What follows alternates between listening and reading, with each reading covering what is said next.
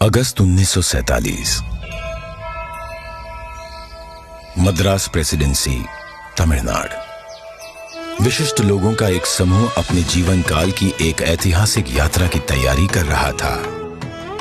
उन्हें एक महत्वपूर्ण कार्य संपन्न करने के लिए आमंत्रित किया गया था। एक शासक से दूसरे शासक को सत्ता हस्तांतरण की प्रक्रिया को विधि विधान के साथ पूर्ण करने का कार्य सौंपा गया था। किस दिशा में कूच कर रहे थे ये लोग? दिल्ली। भारत अपनी स्वतंत्रता के समीप था। ब्रिटिश शासन से मुक्ति की बेला थी। स्वराज के लिए संघर्ष में हजारों गिरफ्तार हुए और मारे गए, और दशकों बाद राष्ट्र अपनी लक्ष्य के समीप था। वो लक्ष्य था स्वाधीनता, स्वतंत्रता। अब अंतिम वाइसरॉय लॉर्ड माउंटबेटन को एक महत्वपूर्ण कार्य करना था, भारतीयों को उनका स्वराज्य सौंपने का कार्य। परंतु उनके सामने एक सवाल था, स्वराज्य को किस प्रकार सौंपा जाए। ऐसे में हाथ मिलाने की रस्म शायद ही काम आए। तो इस गौरवशाली क्षण के प्रतीक के रूप में कौन सी रस्म अपनाई जाए? उन्होंने पंडित जवाहरलाल नेहरू के सामने अपना ये सवाल रखा। यह एक उचित सवाल था जिसके बारे में विचार विमर्श की आवश्यकता थी। नेहरू जी ने यह प्रश्न जाने माने स्वतंत्रता सेनानी श्री सी राजगोपालाचारी के सामने रखा, जिन्हें राजा जी के नाम से जाना जाता था। वे तमिलनाडु से थे। नेहरू राजा जी की विद्वता और भारतीय परंपराओं और सभ्यताओं पर उनके ज्ञान का सम्मान करते थे। राजा जी को इसका समाधान भारत के गौरवशाली अतीत में मिला।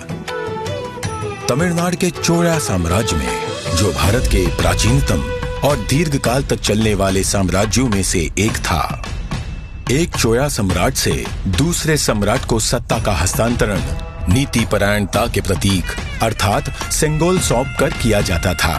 भगवान शिव के आशीर्वाद का आवाहन करते हुए उस समय के महंत द्वारा सेंगोल को आशीष प्राप्त होता था। क्योंकि चोला शिव के प्रबल भक्त थे, उनके द्वारा स्थापित हजारों वर्ष पुराने मंदिरों में आज भी पूजा की जाती है। राजा जी ने इसी परंपरा और समारोह के आयोजन की सलाह दी, जिसे नेहरू जी ने स्वीकार किया। राजा जी ने बिना समय गवाए इस समारोह के लिए प्रमुख धार्मिक मठ या आश्रम तिरुवावड़दुरई आदीनम से संपर्क किया, जिसे 5 सदियों पहले स्थापित किया गया था, और ये तब से चोला भूमि के केंद्र में स्थित है और आज तक कार्यरत है। तत्कालीन मठ प्रमुख 20वें गुरु महासन्निधानम श्रील श्री अंबलवाना देसिका स्वामी ने अपनी अस्वस्थता के बाद भी इस कार्य को स्वीकार किया। उन्होंने सेंगोल बनाने का दायित्व मद्रास के प्रसिद्ध स्वर्णकार वुम्मड़ी बंगारू को सौंपा। सेंगोल के शीर्ष पर नंदी विराजमान थे, जो कि शक्ति, सत्य और न्याय के प्रतीक हैं। सेंगोल बनाने के समय को याद करते हुए 96 वर्षीय श्री वुम्मड़ी एतिराजुलु कहते हैं, आदीनम किसी की सिफारिश पर हमारे पास सेंगोल का निर्माण का न्योता लेकर आए थे। उन्होंने हमें इसके चित्र दिखाए। यह एक गोल लंबाकार वस्तु थी, जिसे बिल्कुल वैसे ही बनाना था। यह एक महत्वपूर्ण स्थान पर जा रहा था, इसलिए उच्च गुणवत्ता आवश्यक थी। हमें इसके निर्माण का आदेश मिला। यह चांदी से बना था, जिस पर सोने की परत थी। आदीनम के सानिध्य में इस निर्माण से जुड़कर मैं बहुत ही प्रसन्न था। स्वतंत्रता सबके लिए गौरवशाली क्षण था, पर आदीनम द्वारा हमें सेंगोल निर्माण का दायित्व सौंपने से उस क्षण का महत्व बढ़ गया था।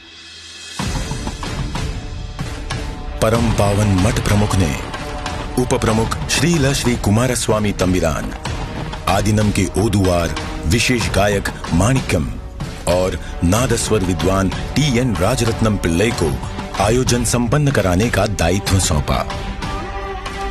ये दल एक विशेष विमान से दिल्ली पहुंचा।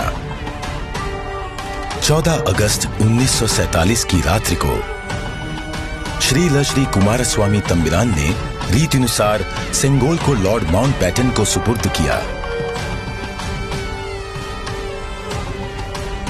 और लॉर्ड माउंटबैटन से उसे पुनः स्वीकार किया। तत्पश्चात सेंगोल पर पवित्र जल छिड़का गया। शोभा यात्रा के रूप में इसे पंडित जवाहरलाल नेहरू के पास ले जाया गया।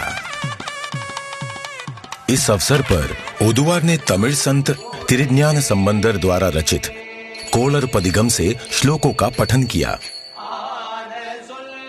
महंत ने नेहरू जी को पीतांबर पहनाते हुए उन्हें रीतिनुसार सेंगोल सौंपा। अडियारगल वाणिल अरसालवार आणई नमते, अर्थात ये हमारा आदेश है कि ईश्वर के अनुयायी राजा स्वर्ग के समान शासन करेंगे। इस वाक्य से श्लोक का समापन हुआ।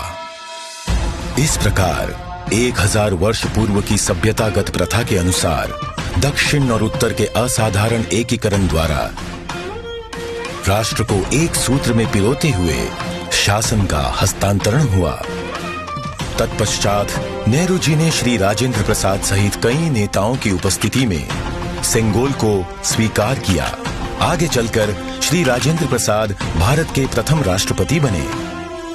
इस ऐतिहासिक घटना का उल्लेख व प्रकाशन राष्ट्रीय और अंतर्राष्ट्रीय मीडिया में किया गया।